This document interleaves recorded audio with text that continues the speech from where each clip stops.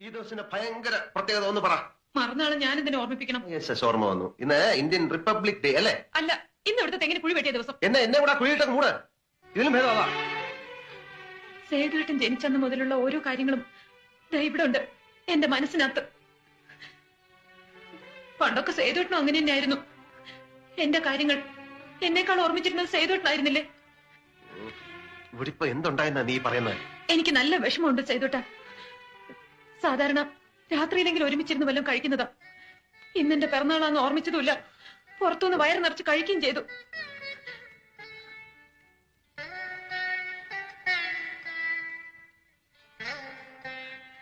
ഇത് അവസാനത്തെ പിറന്നാളൊന്നുമല്ലോ, അടുത്തന്നെ ഓർമ്മിക്കാം. എനിക്കെല്ലാം മനസ്സിലാവുന്നുണ്ട്. നിനക്കൊന്നും മനസ്സിലായിട്ടില്ല, മനസ്സിലാവുകയില്ല. അത് നിന്റെ കുഴപ്പമില്ല. പുറത്ത് വെച്ച് ആകാശം ഇടിഞ്ഞ് തല വീണാലും സഹിക്കാം. പക്ഷെ വീട്ടിൽ വന്ന് കയറുമ്പോ മോന്തം നിർപ്പിച്ചുകൊണ്ടിരിക്കുന്ന ഭാര്യയെ കണ്ടാലുണ്ടല്ലോ.